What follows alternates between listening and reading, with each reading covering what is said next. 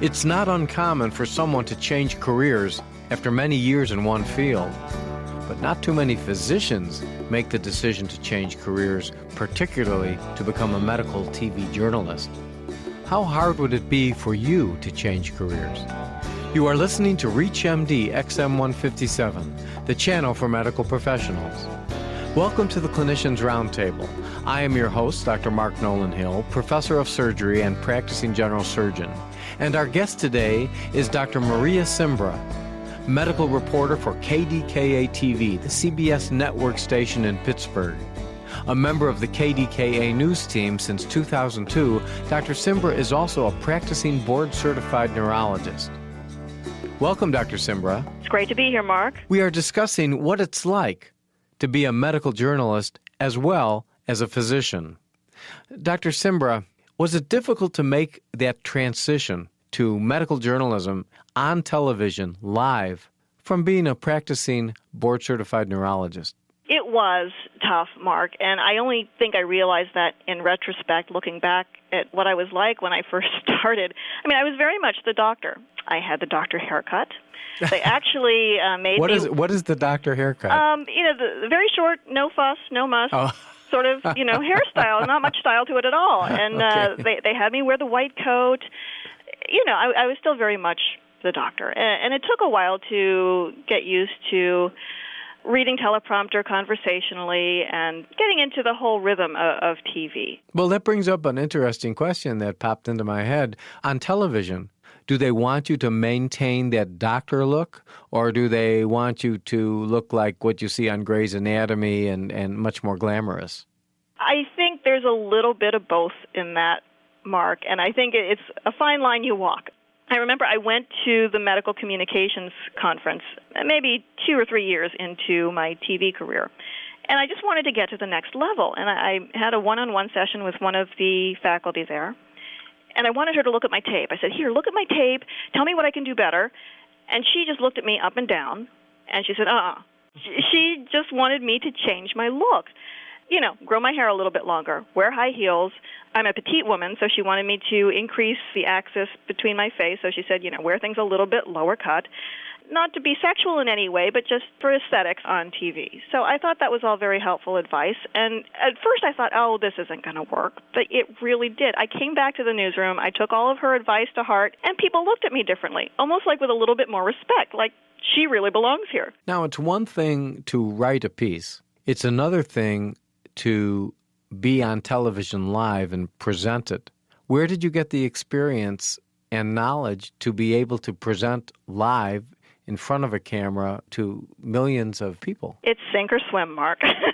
They just throw you out there and you either do well or you flop. I mean, you learn every time you do it, I think, but there's no training. They don't tell you what you need to do. It's just something you go out and you do. How much freedom are you given in terms of saying what you want to say? Well, it depends on the topic. For instance, and hopefully I don't get in trouble for telling you this story, but I had to do a piece on recreational use of erectile dysfunction drugs amongst teenagers. And I was told that I was not allowed to say the word penis. Mm-hmm. So, I thought, let's get around this a little bit. The soundbite the doctor gave me, one of the cautions was that a prolonged erection could lead to permanent damage to the penis. And I felt very strongly about keeping that entire phrase to the penis in there because I didn't want to end with permanent damage because then the viewer's thinking, well, what kind of permanent damage? So I left that soundbite up there. I did not say the word penis myself. The doctor I interviewed said the word penis. And no sooner than I had finished that piece, my news director was storming up to the news desk, and he said to me, Maria, we do not say that word on the air. And I was flabbergasted.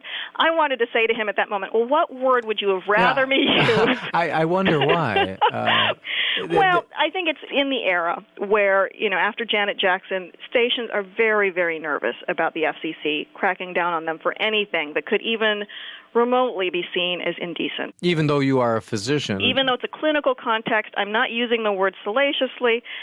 I think it's very responsible to use words like penis, but apparently my bosses think otherwise. Well, let's get into a little bit more about that. Are there a lot of politics in your job? Well, I think in any job there's going to be politics. How do you compare it to medicine? Well, I think you just have to sort of be respectful of the hierarchy, as you are in any organization. I mean, there's a hierarchy in medicine, there's a hierarchy in the newsroom. You have reporters and producers who do the bulk of the work. You have executive producers who are over both of those groups who help to coordinate and manage the news of the day. Above them, you have the assistant news director who kind of determines what news we're going to cover and in what order and helps out here and there amongst all the other roles. And then there's the news director who has ultimate say over everything. If you have just joined us, you are listening to the Clinicians Roundtable on ReachMD XM 157. I am your host, Dr. Mark Nolan Hill, and our guest today is Dr. Maria Simbra, medical reporter for KDKA-TV, the CBS network station in Pittsburgh, and a practicing board-certified neurologist. We are discussing what it's like to be a medical journalist as well as a practicing physician.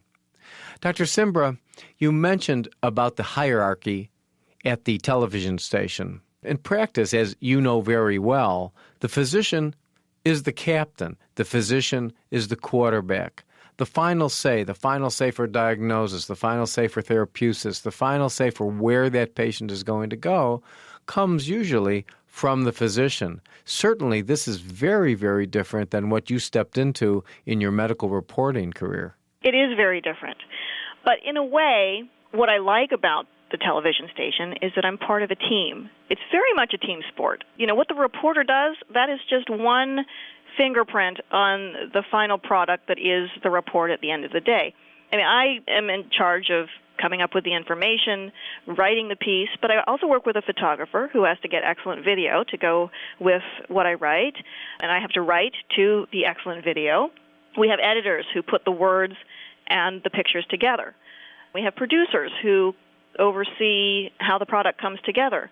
You have the directors and the people behind the scenes making the newscast go. You have a teleprompter operator. If any one of these people drop the ball, the piece doesn't work.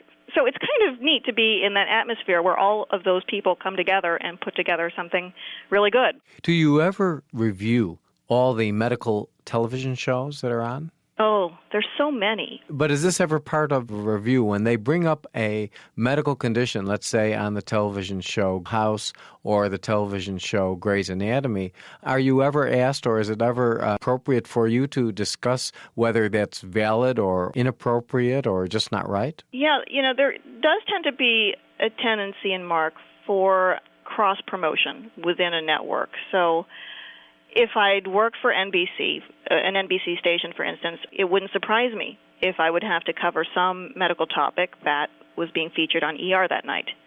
For example, CSI is a very popular CBS show, and I know that our nightside reporters, they'll go to the crime lab and do a story about something that might be featured on CSI that night. As a medical television reporter, do you have one or two interviews that you're really most proud of or that you've enjoyed most? Yeah, there are a couple stories that I'm proud to have been a part of. I'd followed two local women here in the Pittsburgh area. One was a nail stylist, and she donated her kidney to her customer, which I think was a very altruistic thing for her to do. So I followed her from the beginning, like before they did the transplant, and I showed the two women together, their families, and what their families thought about this. And it turned out to be a very complicated saga. The day the transplant was supposed to occur, the recipient had a stroke, so then they had to cancel the surgery. So there were lots of ups and downs in the course, but they finally did do the transplant, and both women are doing great. It was a really wonderful, wonderful story, both medically and personally. It just had all the elements. There was another story where I followed a soldier. He was serving in Iraq. A roadside bomb literally blew off half of his head. So he went to Walter Reed Hospital and had massive reconstruction done, so I followed him through that. I actually went to Walter Reed and interviewed him there and his doctors there, and then followed him at home in Pittsburgh. He's from the general Pittsburgh area, and showed him with his new head. If I could snap my fingers and give you one wish for anyone you would really want to interview, who would it be? Oh, you know who I would really like to interview, if it would be possible now, is Randy McCloy. Because I followed him while he was sick, and he made such a I guess I could say it now, miraculous recovery. I mean, I was really pessimistic at the time, just considering what he'd been through, how his recovery would ultimately go. But he's done pretty well. He's had a child since the accident. It would be neat to see how he's doing now. Let's say it's the end of the evening. You've had a particularly long day. You go home, grab something to eat. You're just tired as could be. Do you ever have any regrets about changing from full-time neurology practice to large part medical TV reporter? No regrets at all, Mark. I love what I do now. This is truly right for my soul. I think the fact that it was such an agonizing decision to change careers, especially after investing all that time and energy into becoming a doctor, I learned a lot going through medical training and being a doctor, and I wouldn't trade any of that. I mean, I think that knowledge is invaluable, but I'm passionate about what I do as a journalist. Where do you see yourself 10 years from now, 15 years from now? Oh, who knows, Mark? I mean, it would be nice to work for a network someday or maybe a cable station, but you know what? This is a pretty good gig I have at KDKA. This is where it is. I'm completely okay with that. So all of the physicians now listening are thinking in the back of their head of all the other interests that they have, thinking, geez, I could go into another area. Maybe I would be happier. Maybe the other area's career would be more suited to me. What advice would you tell anyone, specifically in the medical field, who thinks, maybe this isn't for me and maybe there's another career out there and I'm just a little bit afraid to break out? Well, I think you have to make the decision wisely. Look at everything in your life that has been very meaningful to you, things that have just lit your world on fire, and try to figure out what the common elements are amongst all of those things. And then try to fit that with a profession that would incorporate all of those qualities and all of those things that you truly find meaningful. And then don't hem and haw about it. If you really want to change careers, go out and do something. Even if it's just joining a career-changing workshop in your area, if it's reading a book about career change, do something. But don't just sit there and whine about how miserable you are, but go out and do it. Fair enough. I want to thank our guest, Dr. Maria Simbra. We've been discussing what it's like to be a medical TV reporter, as well as a practicing physician. I'm Dr. Mark Nolan Hill, and you have been listening to the Clinicians Roundtable on ReachMD XM157, the channel for medical professionals. Be sure to visit our website at reachmd.com, featuring on-demand podcasts of our entire library.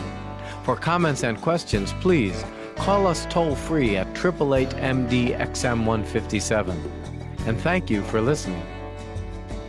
Hi, this is Dr. James Ehrlich, Chief Medical Officer of Athertech of Birmingham, Alabama. You are listening to the first national radio channel created specifically for medical professionals, ReachMD XM157.